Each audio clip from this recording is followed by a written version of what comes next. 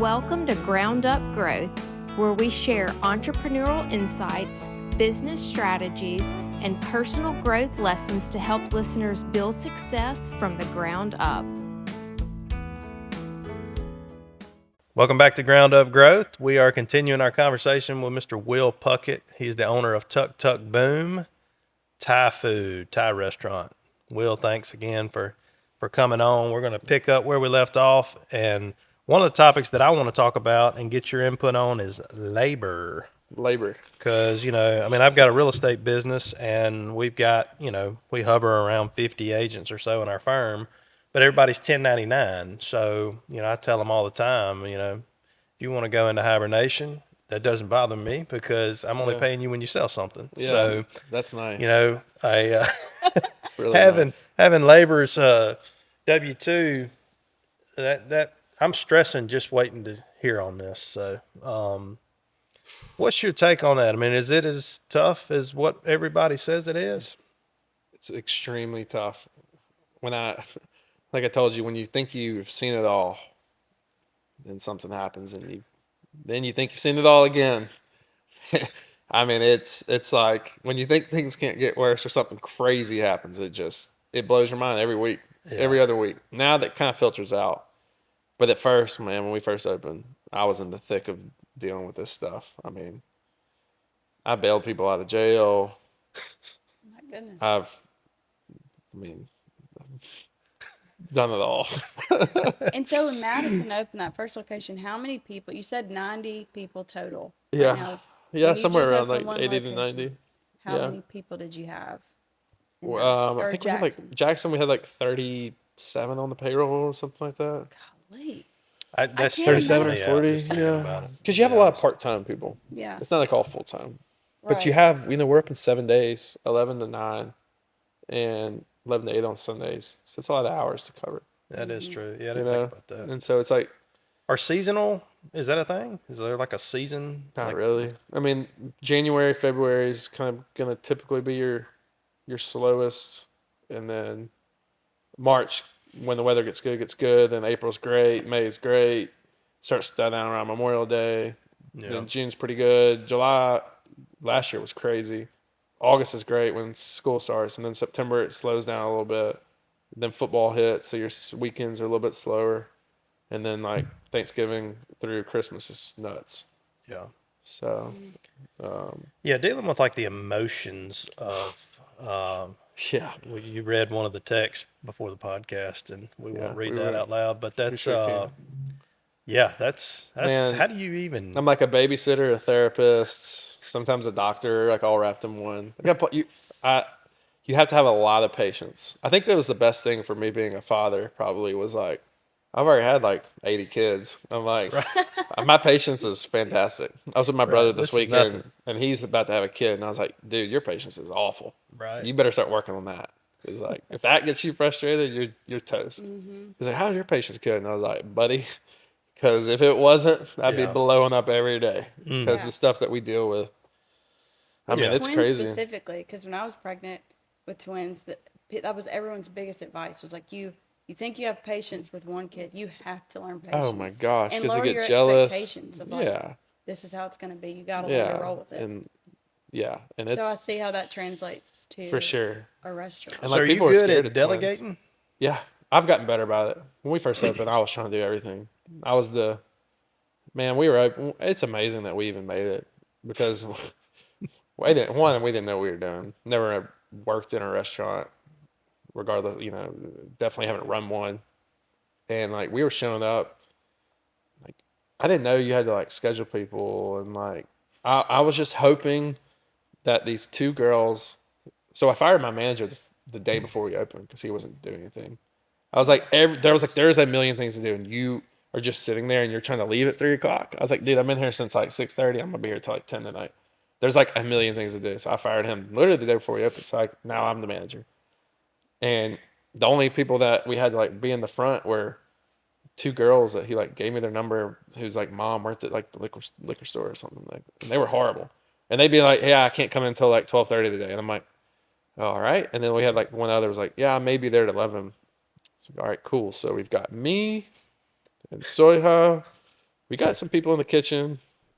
We don't have anyone to like answer the phone, run food, nothing. We just like made it work. So like, we were getting up there, setting up the restaurant, and then trying to like figure out the food too. Like we did a lot of cooking before, but we still had never worked in a commercial kitchen before. So like we were still like trying to make sure the food was right. Right. And I know zero about the restaurant industry, but just my mind goes to like, well, how much food do you cook? Because you don't know how many people are actually going to show up, and you don't want to waste all your money cooking all your food. Yeah, And then, ours is different though, because like we're everything's cooked to order. Okay. It's like we do sushi, we do like Thai food, which is like not very authentic Thai. It's like fried rice and like all these things, but everything's cooked to order, and that's also what makes it good, but it also makes it tricky. Yeah. So everything's cooked in like these woks that are like 1,000 degrees, and they can be cooked quick, but it also takes skill. So you have to have skilled labor. Big problem. Right. So like when you find a good wok cook is what we call them, like that's the biggest difference maker. Sushi's a little bit easier. I'll have to show you a video. We've got like a machine that rolls it. Oh yeah. Oh, nice. Stick it in there, rolls it. It can be in Spanish. We love our Spanish employees.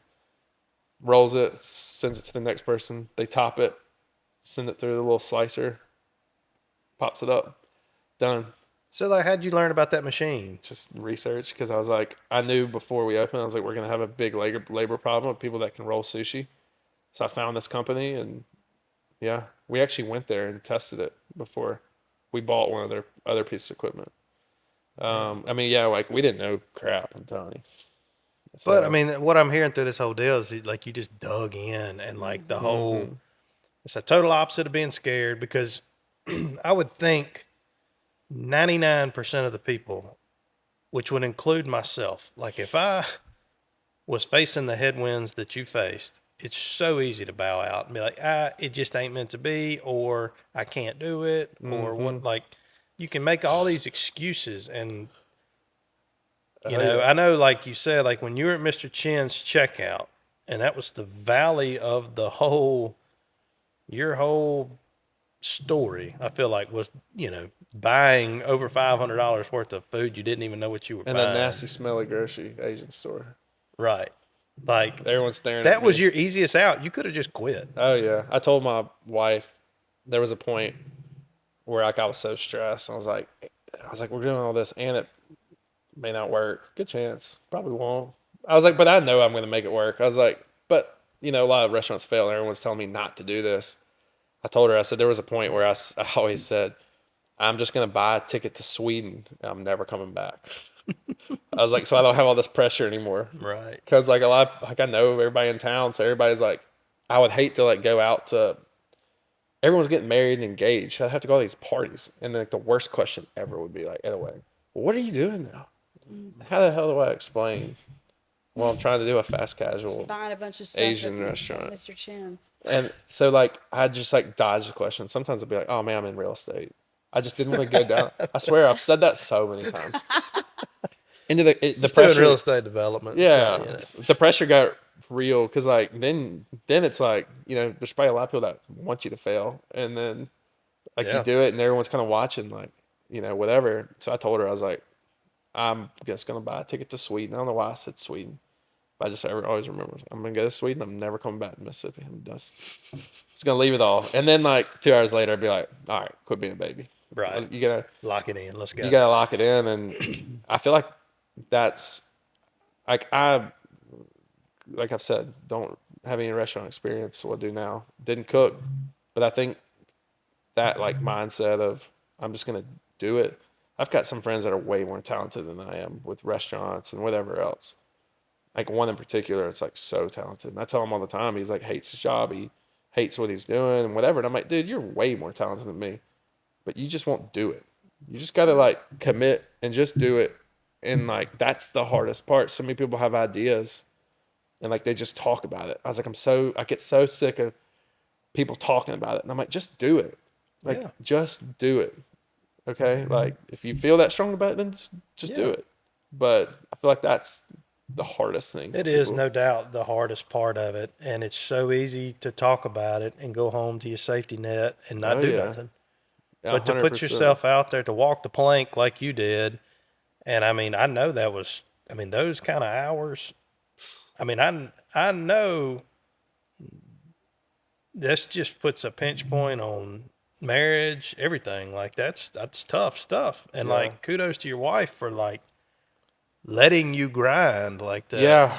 Yeah. Because that Thankfully, we were dating when we opened. We got engaged like a year after. there you go. That's because, man, that first year was tough. You know, the problem with restaurants is like you're open at night and in the morning. So, and then like you got to get there early. 7 days a week too. And 7 clean days a up in week. between. Yeah. Like you Golly. never close. So you never get a break. It's all day and it's every day. So it's like that. I remember, man, that first, when we were like prepping stuff, I was like, what did I do? It's like, Right. this is terrible. Right. Yeah. You know, Which you work those everybody's first gonna nights. go through that. I mean, I talk about this all the time, like career burnout, you know. I mean, so how long have you had Tuk Tuk? We've been, we'll be 5 years in August. See, I mean, not to spook you, but like year 5, I went through a career burnout Yeah. and I was like, I'm done. I'm like, it's just too much, Yeah. you know? And then I had it again at year 10. Yeah. What was going on at the time when you had that burnout? Business had grown so much, and you know, I've said this numerous times, but like I'm bad at delegating, and so like I would just keep it on my plate, and Yeah. I'm gonna like deal with it all, and it just got overwhelming, Yeah. and the money was great, you know, and like it's not all about money, but you know, I ended up just I had to have a relief valve somewhere, and what I ended up having to do was just kind of back off a little bit and recalibrate, relook at, you know, where I'm spending my time and what's the most efficient. And over the years, I have gotten better, and we've brought in management within the company and done some things for additional relief valves. But that, and I just, as in general, I like change as a person. I love a new challenge. I love, Yeah. you know, I'm the trying same Thai way. food. I love, you know, so part of it I would attribute to that, just kind of like you set these goals and then you hit these goals and then it's like, all right, like I What's need another next? challenge. Yeah. And like I Yeah. kind of get, some of it I would say would be attributed to that as far as burnout. But Delegating. just like you said, delegating is a huge part of it. But also at the end of the day, splash water on your face and like, let's go. Like, Exactly. you know, you can whine to somebody else. Exactly. Soak for a minute, but then like Right. Soy whenever I like have a bad day, I'm like just kind of being a little baby. He's the one that keeps me in check. He's like, you need to. Right. Or think course. about his growing up or whatever. Yeah, And it's like, and no, like you got I it made. and I will think about that a lot too. I'm like, man, what am You I shouldn't even be complaining about? thinking about. Yeah, right. Delegating's huge. Like when we started, we didn't have a GM or anything, and we didn't have that one for like a year and a half. And now I've got Soiha and then a girl named Jordan Yamas. I mean, they're amazing, and I kind of like was able to give up a lot, which I didn't at first, and it was killing me. I was like, kind of like getting burnt out. I was like, this is just too much. Now, you know, I was like, I just have to trust them. But you can't. If restaurants will do one thing to you, it'll make your trust go away real quick. So when you find someone you can trust, you know, it's huge. And like those two, you know, I do anything for them, they do anything for me. I know like if anything gets bad, us three will go in there and we'll fix it. We'll figure it out. Yeah. And so like it's nice to have that because now I just let Jordan run with everything for you know for the most part. Soy has always run with everything, but like Right. those two together, Well, that allows you to great. focus on the business and itself and growth and Right. doing the marketing and like just kind of you can still have your hands in all facets of the business. But I agree, letting people that recognizing areas that you're not good at and somebody else is more talented than you, get out of your own way. I'm talking to myself. Get out of your own way and delegate that Yeah. stuff and let the, you know, let go and grow. I mean, that's a very true statement. And yeah, it's obvious that you've done a really good job with that. And I mean, I think y'all have just really cracked the code on a unique one-off thing that's just, y'all got it going on. well, I hope so.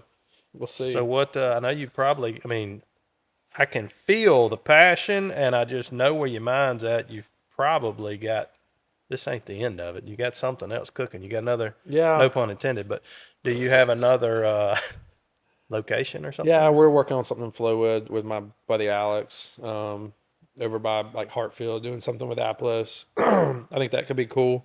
So that's like kind of in the works, but That would be incredible. you know, Oh, that would work without a doubt. Yeah. I think when you made a comment a minute ago, I guess the Surin guy, they had 3 locations within 10 minutes of each other, Yeah. and it worked. Around Birmingham, in right? Birmingham. Yeah, it's That like I just want to is a get proof of concept of like Yes. people's yeah, time. like, I want to Like, get exactly. That's why I want to get out. I'm ready to go. You know, I'm ready to find if it works in Jackson and Madison.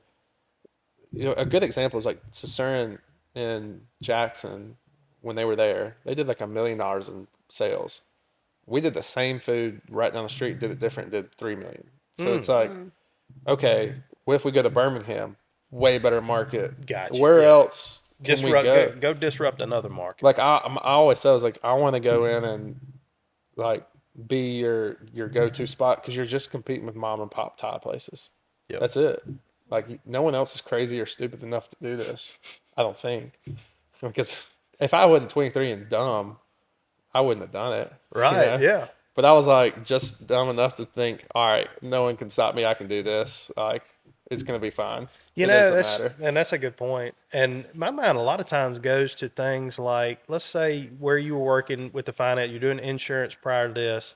If you had a job offer that was better than where you were at, like a higher pay, a lot of people get calf roped into a lifelong career doing Oh, something yeah. that they don't even want to do. Well, that's why I looked around at me and I'm like, I guess like the way I always looked at it is like, do I want to be where my boss is in 10 years or where It's a his great way is? to look at it. And I'm like, hey, he's miserable. I don't want to be like him. I don't want to be like him.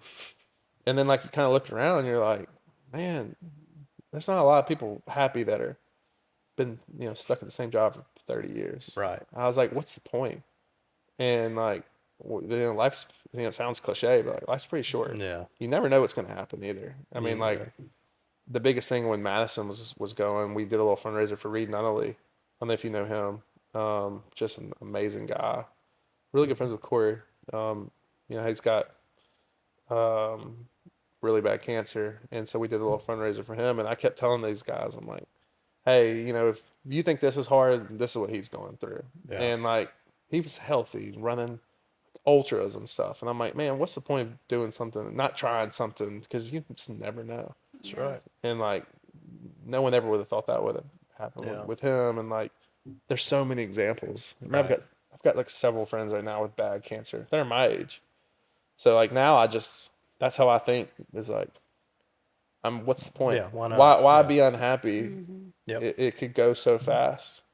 And you never know. I mean, your story is a perfect example of the flip side. You take the risk, you do those things, you lean in, you Trust your gut. trust your No. Yeah, I trusting think- your I gut, I know think I it's a can do big one. this. Yeah. I'm curious so during this time when you were trusting your gut and you're like, I know I can make this work. And Surin was like, no way, you can't. And he knows Thai. He knows Thai food and Yeah. everything. So what's your relationship? What are conversations you've had with him? So it's successful 5 years later. Yeah. What does Surin think about all this? I mean, he was very shocked and was just like, you know, him and his partner were both very shocked.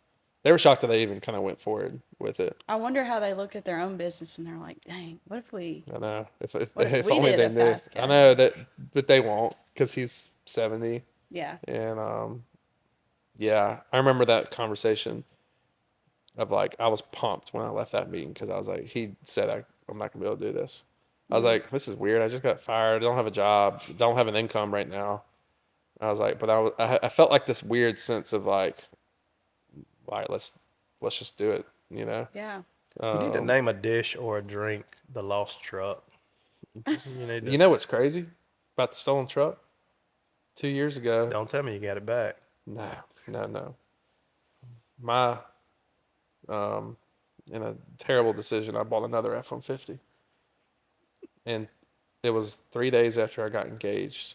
So it was March of 2022, I think.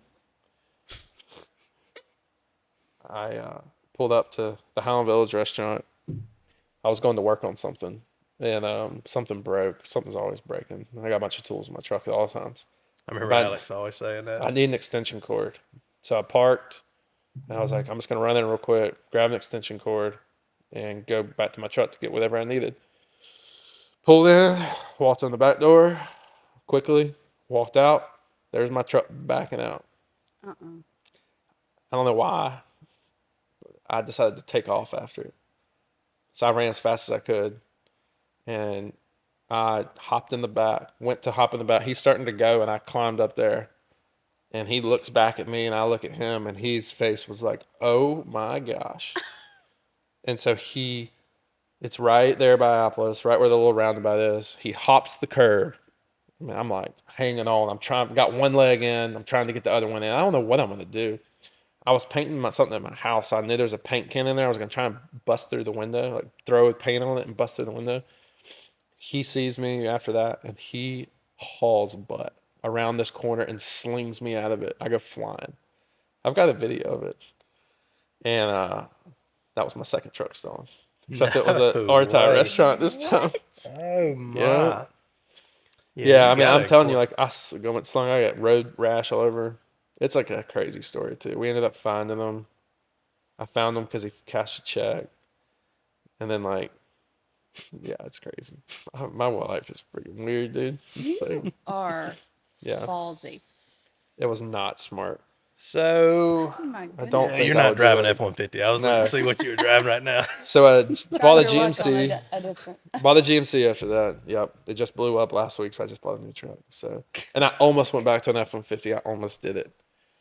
But I just said, you know what, man, I've had such bad luck. Yeah. But I was like, but I had bad luck with the GMC with it just going out on me. I was like, maybe it's time to go back to Ford. And Soy was like, maybe we'll have a third restaurant if you do it. He's like, we need another stolen truck. Oh my goodness. So, yeah. So, what advice would you give to someone in a job a year or two in? They're like, I know this isn't what I'm supposed to do. They're listening to these podcasts. They know that something else is out there and that they're made for something. What advice would you give to them? I mean, find something that you believe in and just do it. Like that's the hardest part for people, I think, is just taking that risk and saying, all right, I'm just going to do it. Like, you know, it can be anything. I mean, I've got like a friend right now. He hates what he does. We talk about it all the time. I'm like, dude, you're good at landscape. You're good at this. You like to work hard, but you like to work hard on stuff you like to do.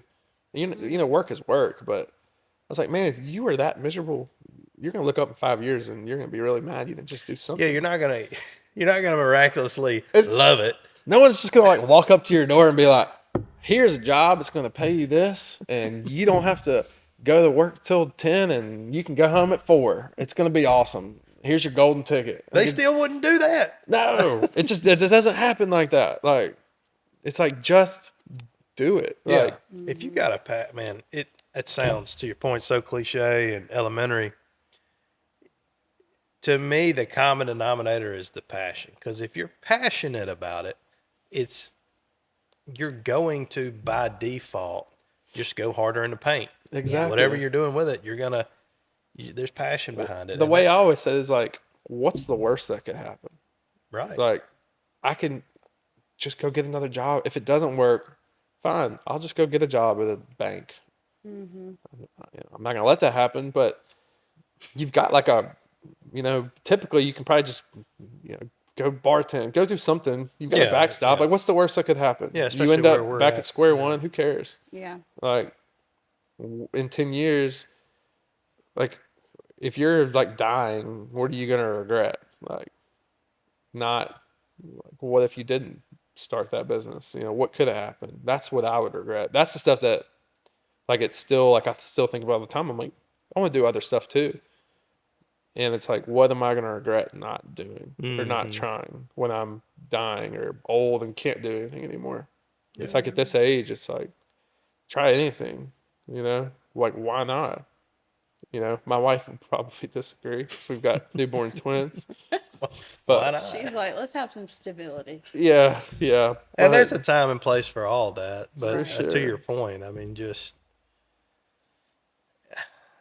I look at it through the lens of because I have failed businesses that I have tried in the past. But all that is to me is I know I don't want to do that. Right. And All it probably right. led Part you of the closer to journey. where you are It now. is 100%. Yeah. And it just culled out and it just helped me hone in on what I actually need and want to do. And so, I mean, even if you start a business, because there's probably people that are listening that have started businesses and they have not worked out. And they're like, hey, sounds good. Sounds like you can just take a risk and make it work, but it don't always work. And it doesn't always work. Yeah. And it's a lot But harder you than you can't, think it is. it is way harder than you think it is, but you can't stop there. Like, again, I'm living proof of it. Like, I have multiple things that did not pan out that I spent a lot of time, effort, energy, and money on Yeah. that didn't work out, but it wouldn't have, if I didn't do it, then it wouldn't have led me to where I'm at. So Yeah. that all goes back to quit putting it on the shelf, make the move, just do it. Yeah. I mean, otherwise you're going to spend the rest of your life thinking about what if I would have. Exactly. That's what I just can't. It still gets me like right now. I'm like, dang, should I be doing something else? What should I be working on? What should I be trying to figure out? Yeah. Every single day, like every night, like when I can't sleep, those are the conversations I'm having with myself. And I'm like, "Fuck, you got to chill out, go to sleep. Right. But like, I don't know. I guess life seemed to like go really slow when we were kids, but now it just seems to fly by. It does. It scares me. It- I'm like, I don't want these twins to grow up. I'm like, don't start crawling. Like, this is too fun. Yeah. But now I'm like, golly, y'all about to be 8 months. And And it seems to go faster and faster with each year. yeah, like it's almost March. Like we're always halfway through February now, which seems weird. Yeah. I feel like it was just Christmas. You It know? was. Right. And I'm like, what's happening? Like, Yeah. is the world spinning faster? What's going on here? You know? That's So- great advice, though. Yeah, You that's gotta really good just advice. Do it and Just don't do have it. regrets. Yep. Well, Will, Yeah. thank you so much, man. This has been really good. You got a really good story and appreciate a really it. good business. Thank you. And I am excited to watch your next location and the future of the business. Well, I So, appreciate it. Thank y'all for having me. Absolutely. So.